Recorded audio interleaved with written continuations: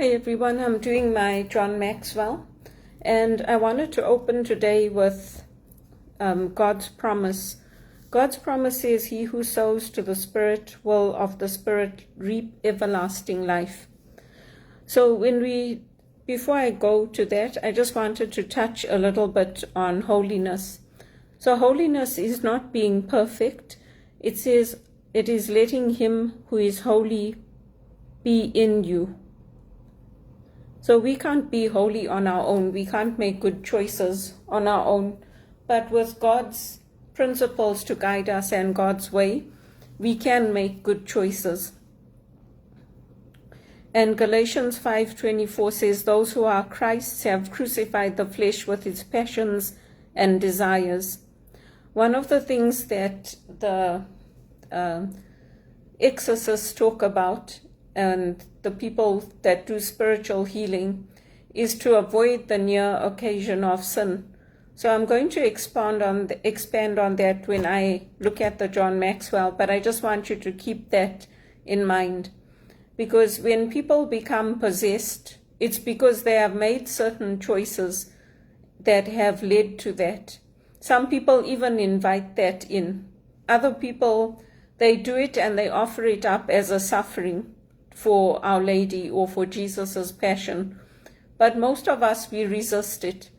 That's not the path that we are called to. We are not called to ask to be possessed or to be evil.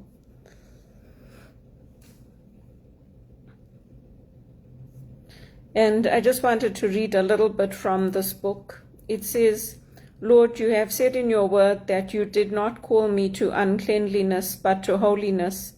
You chose me to be holy and blameless before you. I know that I have been washed clean and made holy by the blood of Jesus. Help me to live in the Spirit and not the flesh. You have clothed me in your righteousness and enabled me to put on the new man in true righteousness and holiness." And that's from Ephesians 4:24. "Continue to purify me by the power of your Spirit.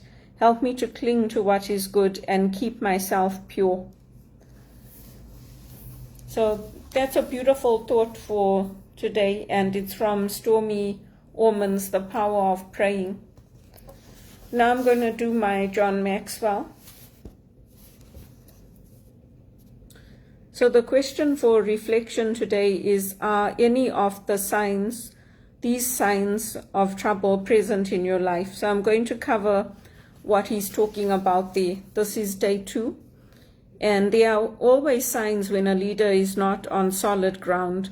Proverbs 10:9 says, "He who walks with integrity walks securely, but he who perverts his ways will become known."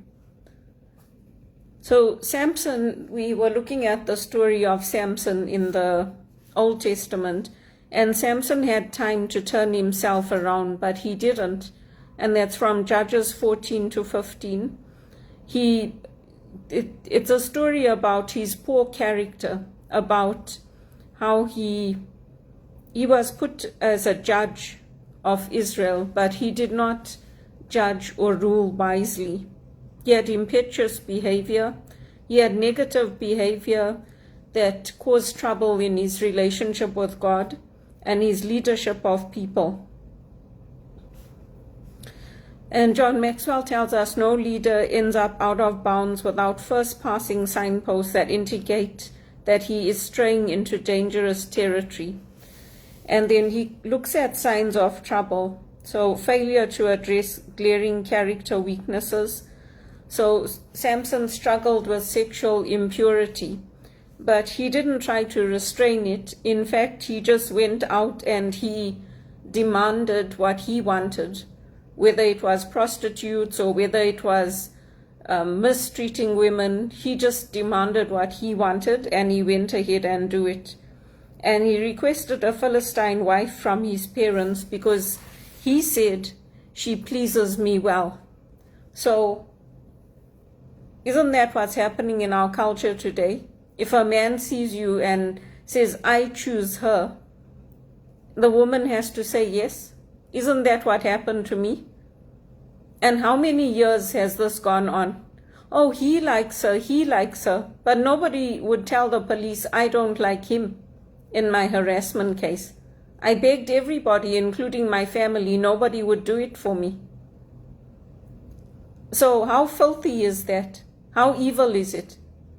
Everybody made a big joke of it, including at Credit Suisse. I mean, it's filthy.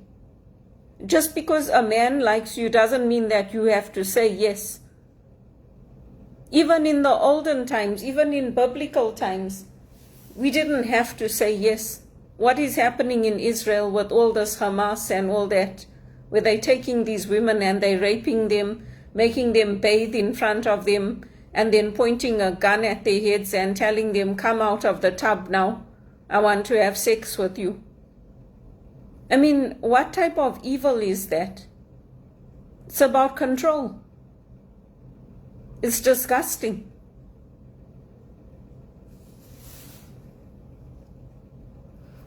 So John Maxwell is just confirming this. He says he slept with prostitutes and his ultimate destruction came as a result of his relationship with Delilah. So when we have character flaws, we can know that they're there. For example, with me, I like eating potato chips. I can eat a whole bag of ketchup potato chips if I buy it from the shops. But I don't go and buy it every week and eat one. I can eat a whole chocolate bar. But I don't go and buy chocolates every day and eat them.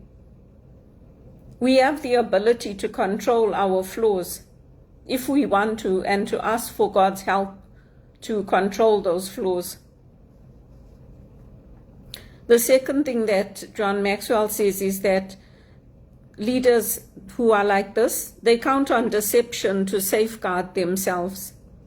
When people flirt with disobedience, they often find themselves using deception to protect themselves. So Samson made use of riddles in his speaking.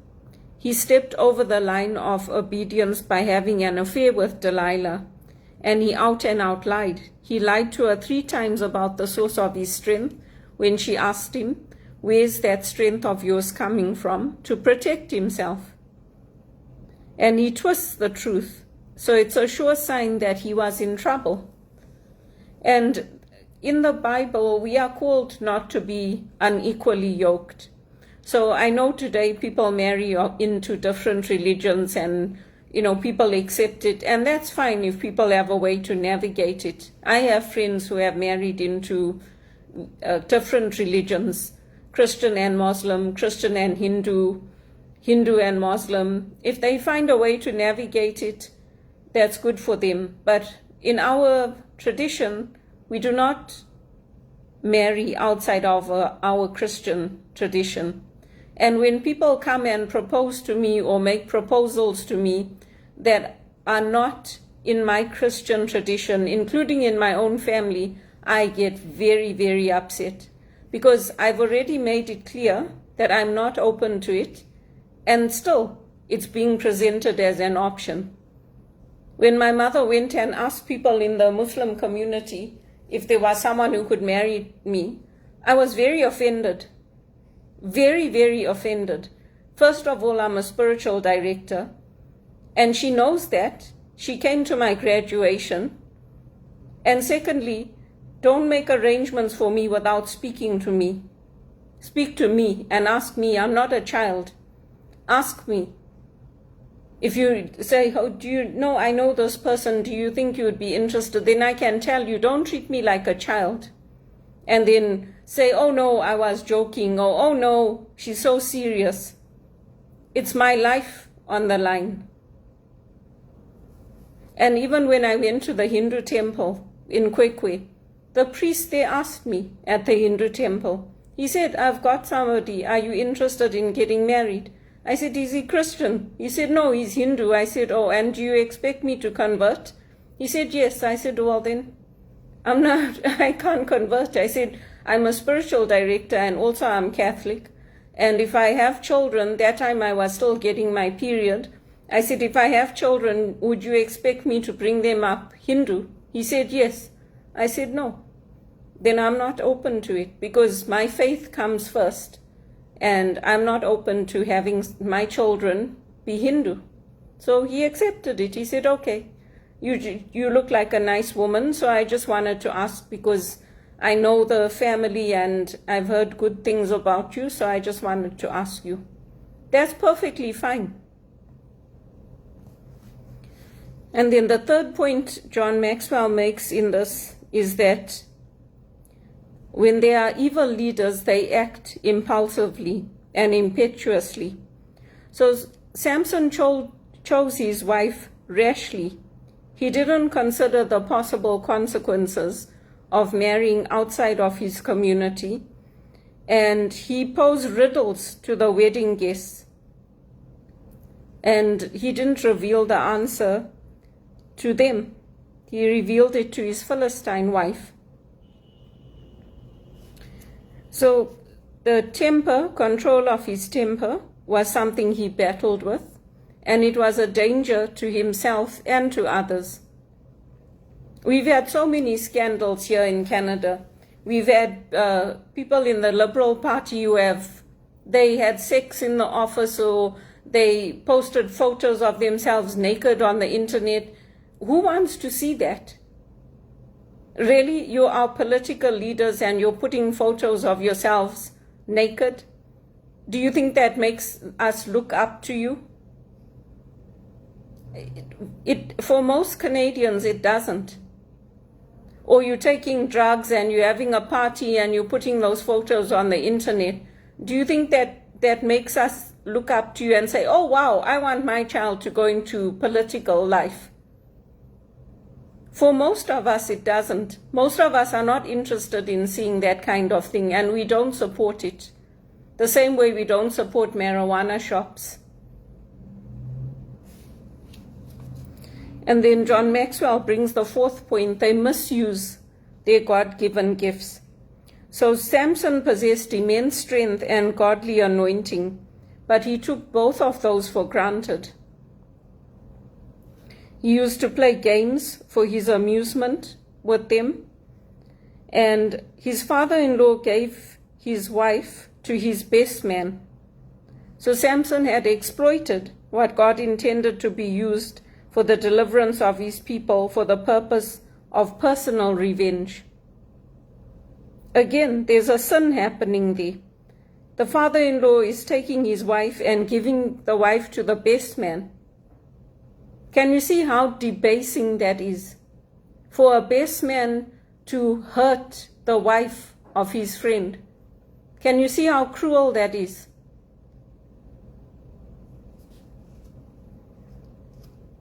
And then that led to deaths of Samson's father-in-law and the Philistine man's daughter.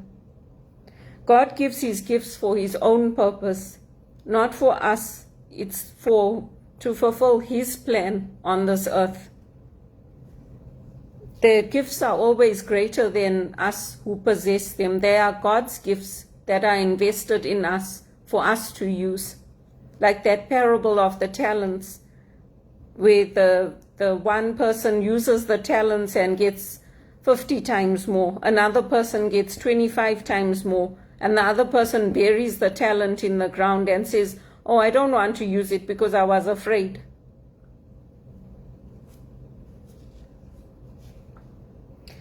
The leader that misuses the gifts and resources God provides, when a leader misuses the gifts and resources God provides, there are always unwanted consequences.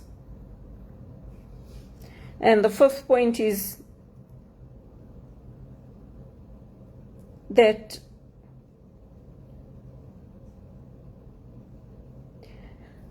these leaders are overcome because of an area of weakness. So if we give free rein to sin, eventually that sin will consume us.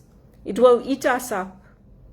That same sin that we do, because it will become who we are.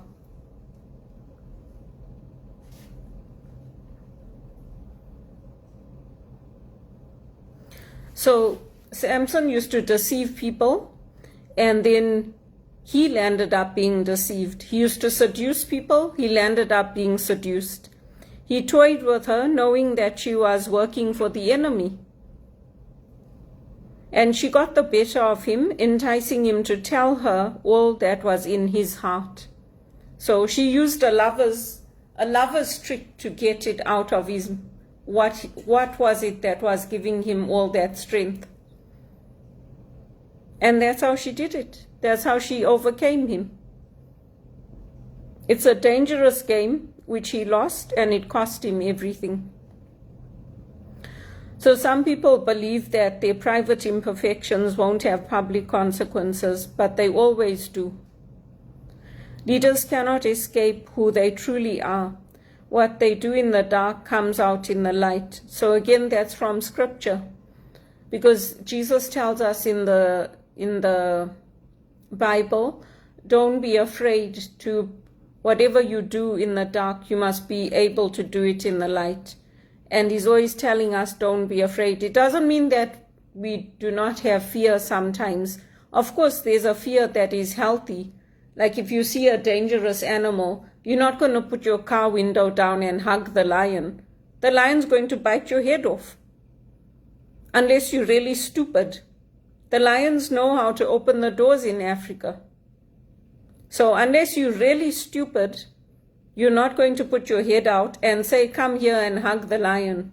I know there's videos of lions hugging people on the internet, but those are the trainers. Those are the people who raise them. And sometimes even those lions turn on the people and they attack them, they kill them.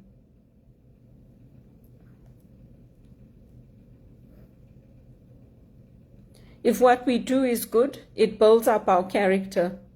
And people trust us. But if it's bad, it undermines everything that they do until there's no solid ground left for them to stand on. So there's two ways of living. There's a way of living that you need security cameras so that people can see everything you're doing and track you and put listening devices and put cameras and track you all over the world. Or you can live knowing that God sees everything anyway, and God sees what's in our hearts. So there's two ways to live, and we have choices. It doesn't mean that we don't have weaknesses, and it doesn't mean that we can't confess our sins and be forgiven for them. But if we choose to say, okay, now I'm going to, it's like Angela Mayo, I think that's her name.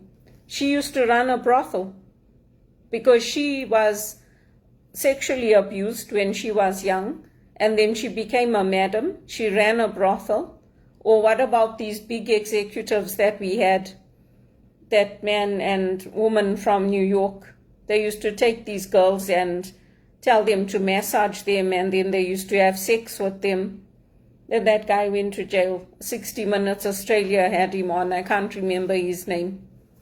And then they say, oh, you must be a secretary available 24/7. Well, you must be available to go to the Hamptons. Go to the Hamptons to do what? So, I mean, our world is just crazy. It's like it's going back to the 1950s where women didn't have any rights. And because I spoke up and I said no, I got all this backlash. I mean, it's ridiculous. You can't have a professional relationship with somebody. If those people really liked me, they would have just connected me on LinkedIn, not done all this nonsense of calling all my employers saying that, oh, this person wanted to be friends with her. This person wanted to be friends with her. Do you think anybody, sorry for my French, but do you think anyone gives a shit of who wanted to be friends with who? That's why everybody got so angry. And that's why I lost so many opportunities, because everyone was sick of it. You can't have a professional relationship with someone and just connect with them on LinkedIn. You have to call the whole world and tell the whole world that you like them and you want to be friends with them. I mean, it's ridiculous. And I don't care if people are millionaires or not. That money is not worth the paper it's printed on today. You treat people with respect. It's very, very upsetting for a woman like me who has worked hard to come up, to educate herself, to get good contracts. Getting positions in the bank is not a joke. It's not something that is easy to do, or any position. Whether it's in the church or whether it's in a non-profit, it's very, very hard to get any job today. And I cherished my opportunities. I was very, very upset every time they let me go and they told me, we're letting you go because of Credit Suisse, because they don't want to stop calling here. I said, but tell them. Oh, we told them. We told everyone. We told the police also. They still don't want. And then when I file the case, like people tell me to, then nobody wants to stick up for me. So, I mean, what kind of leaders do we have in this society? It's ridiculous. It's really ridiculous. And when you put in the amount of work I've put in, it wasn't easy to get my secretarial qualifications. I trained for a whole year. I had to take deportment and grooming, business education, accounting, bookkeeping, shorthand, dictatyping. I even got tested on how I dressed for my final exam. We had to dress up and go. And even how far you stand away from the executive's table, even that was measured. So it's very offensive for me, for somebody that I supported, to go around telling people that, oh, so-and-so wanted to be her friend. Friendships develop naturally or they don't develop at all. Everybody's sick of it. And it's not like if I had said yes and then turned around and tried to deceive everybody, that would be different. I said no. From the beginning, I said no. I said, I'm not interested. I'm here to do a job and I'm very professional. And it's very unfair that for all these years, I haven't been able to get into anything, nothing that pays me well because of all this nonsense. All of them are fine. All of them have got high-powered jobs. All of them have got positions of power and authority. It's ridiculous. And it's worse when a woman goes around saying that, telling the people that, oh, so-and-so wanted to be friends with her. As a woman, you should at least have the decency to accept my decision when I say no, because it's not supporting me. Once it's no, it's no. That's it. I mean, at this point in my life, I'm going to retire in another couple of years, maybe another 10 years to work. If I can, and if I'm lucky, I'll be able to do consulting or do something, but I don't want to carry on earning minimum wage. It's ridiculous. There's very, very good executive assistant jobs out there, and I'm qualified for them. In Europe, people want people who have a master's, who have a BCom, because they want executive assistants who can represent the company well and take on the responsibilities. And everybody has different areas of strengths. For me, I'm good at scheduling. I'm good at controlling the calendars across different time zones. I'm good at putting together events. I'm good at managing budgets for events, working with the vendors, taking care of the premises. Other people have different things that they're good at. But it's absolutely, when you see the leadership that's happening now, for Canada to be one of the worst performing countries in the G7, it's really sad. It's very, very sad. We're going back to, being a servant leader does not mean going back to servitude. It doesn't mean going back to slavery, which is what is happening in Canada now. It's ridiculous. And when you need an accommodation, companies are not even willing to give it. If they wanted to, they could give it. There's always people leaving companies. There's always openings coming up. Nobody stays in companies forever. If they wanted to, they could accommodate. Even when I worked at companies, I told them I need a day shift. I need to work 8 hours a day. I need my holidays, religious holidays, off for religious accommodation. Most places are good. Most places will accommodate and say, yes, sure, we understand. You have a responsibility in the church and you're also a spiritual director. No problem. Other companies make it so hard that it's like, oh, if you don't want to do it, then that's your job. It's ridiculous. Even when you're a top performer and you're delivering and you're meeting all your targets, to get treated like that. And it's not the middle managers that are the problem, it's the senior management. Because it starts at the top. Jesus wasn't there at the bottom, Jesus was at the top and giving the instructions and training and showing people how to do things. So it's ridiculous. We all have areas that we're working on. We all have weaknesses. Everybody gets frightened. My dad also used to get frightened when there was heavy lightning and thunder. He used to take us, and because we as children used to get very, very scared, that lightning in Africa, it lights up the whole sky. Even the phone used to tingle.